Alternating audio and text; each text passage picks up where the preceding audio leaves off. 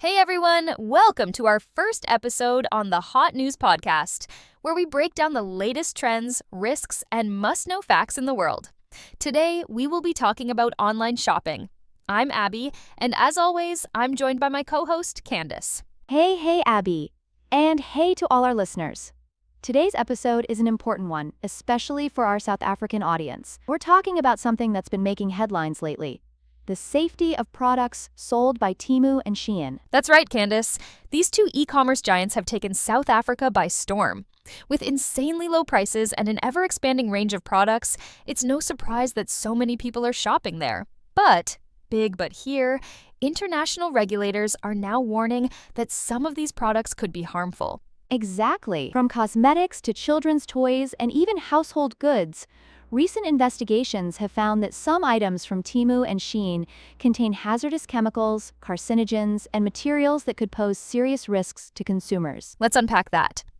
First off, a recent survey showed that 1 in 3 South African online shoppers has purchased from these platforms, and nearly 40% have become active monthly users. That's a huge market share. And it's growing. More than 3/4 of users say they'd recommend the platform to their friends and family. The popularity is undeniable, but here's where things take a worrying turn.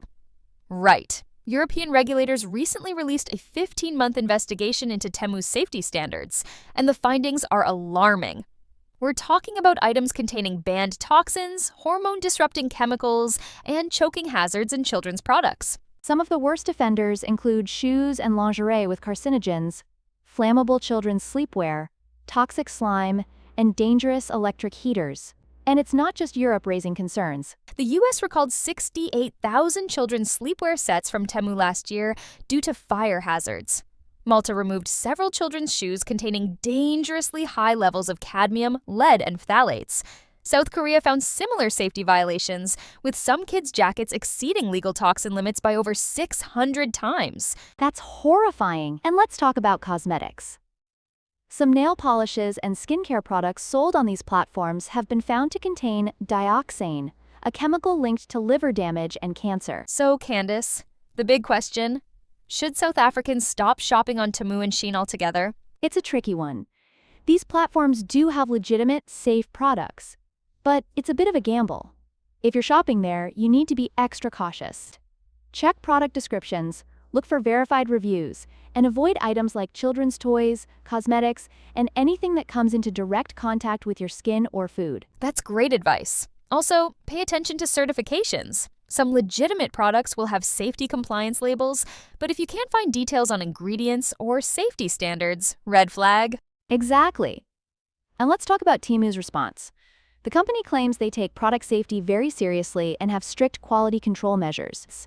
They say they work with global testing and certification firms to ensure third-party sellers meet required standards. But with so much evidence of unsafe products, it seems like these measures aren't doing enough. That's why regulatory bodies worldwide are calling for stricter oversight and accountability. Bottom line? Be a smart shopper.